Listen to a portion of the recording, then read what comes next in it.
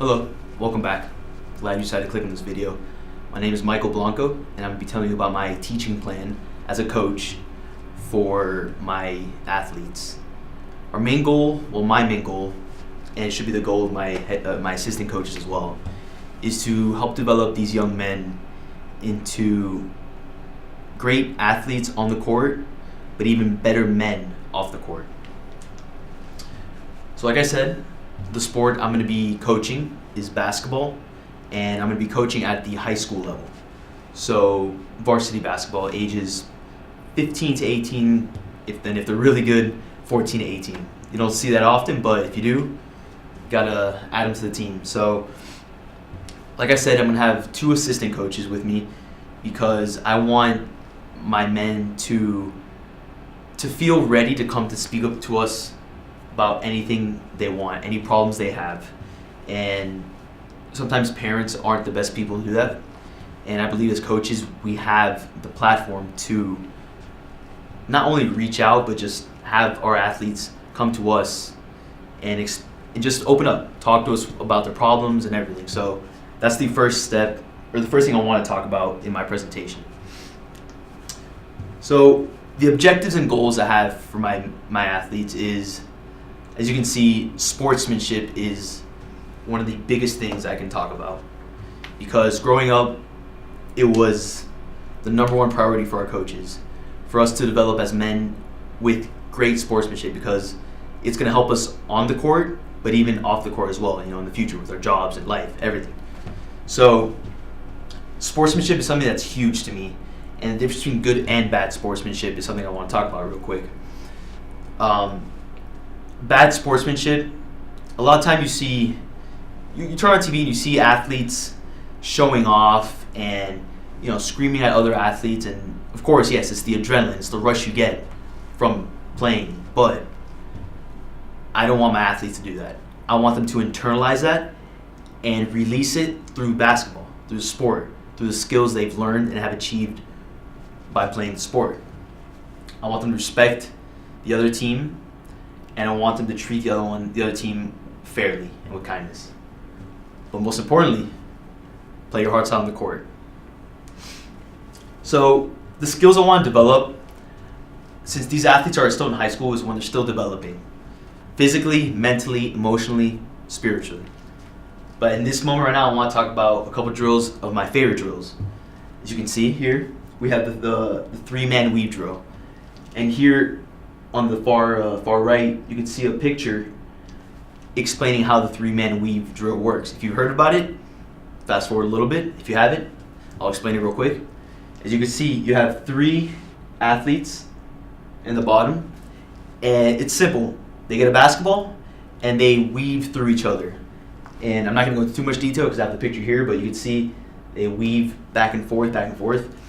And what I love about this drill is that it works in your peripheral vision and your communication. Because if you don't communicate with your team members, you're going to crash, or the ball is going to get thrown away, something like that. Another drill that I love is the monkey drill. Some of you may have heard of it as something else, but I call it the monkey drill. Rather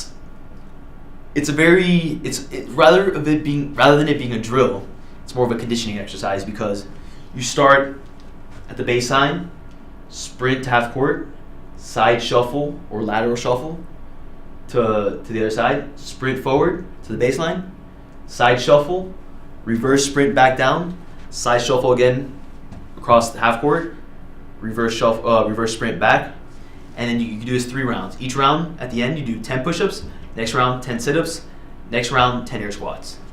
That's all one set, you can call it. I love this because it works on your conditioning, your lateral movement. It's going to help strengthen your ankles, strengthen your heart, and I'm a big proponent of physical activity, physical conditioning. It's something that we implement into our program. Another thing that is of great importance to me is being involved in your community as an athlete. You got to give thanks to your community, because without your community, you wouldn't be who you are today, who my athletes are today. And I really want them to understand that. And to understand that, I think a great way to do that is to go out and volunteer. Help those less fortunate than you. These people come out and support you in your physical activities, your physical endeavors. And I believe it's important to give back, do something for those less fortunate. Next thing, like I said earlier, of great importance is physical activity. The weight room, my team will be the most dominant team on the court. We will be the most physical team on the court. We will respect our opponents, but we will dominate them physically, mentally, because we will study the game, and emotionally, because we will control our emotions and have good sportsmanship, like I mentioned earlier.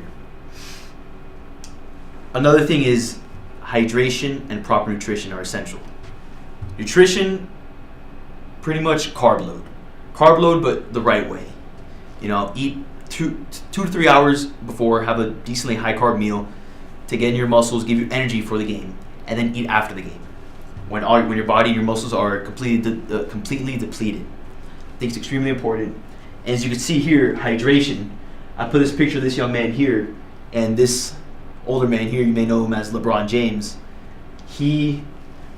If you teach them young, they will learn as they get older, and it will be ingrained in them. Hydration, nutrition, exercise, respect for your coaches, the weight room. So I believe that's, in terms of safety, some of the most important things. And finally, fun. One thing I want to do that I learned as I played sports when I was younger is the importance of fun. What I want to do with my team is, after every win, every big win, the next practice, we go through our practice, but at the end of practice, instead of shooting free throws, or we'll shoot some free throws, but instead of having them do some extreme conditioning that's going to put them in a lot of discomfort, yes, it will benefit them. But instead of making them suffer like that, I think a great way to incorporate physical activity but also involve a lot of fun is by playing dodgeball. So we'll have a dodgeball game, 2 sides and pick teams and just play, have fun. And what they don't realize is that while they're playing and enjoying themselves, they're also exercising. They're working on their conditioning. Their legs are getting stronger, everything, their agility. So it's a nice way to incorporate fun but also benefit physically from it. And like I said before, my team will be the most physically dominant on the court. It's something I preach, and it's something that they will learn to understand and love.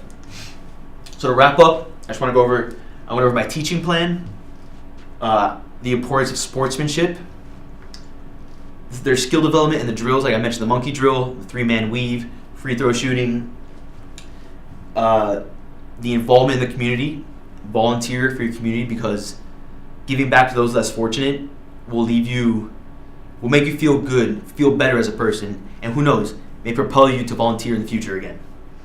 Safety, the proper hydration, proper nutrition, and I didn't mention it before, but in the weight room, always, no matter what, I want at least myself or one of my assistant coaches in the weight room at all times, because I don't want a weight room related injury, because my athletes, although we will be lifting heavy weights to get stronger, I want them to do it in proper form, correctly, and with the proper guidance.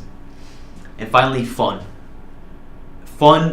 Sports, we first started sports because it was fun.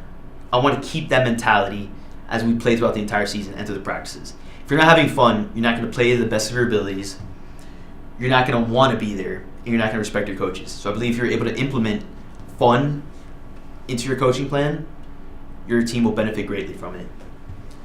So to finish off, I want to say that below this video, or you can see right about here, I'm going to have a list of references. One reference in particular is John Wooden, who I developed my coaching philosophy, coaching plan from. He's someone that, as a coach, I strive to be. It's a long stride, but I believe it's possible. And I invite you to look at my page, see my coaching methods, my strategies, my plans, my goals, and just watch me grow as a coach and as a leader. Thank you.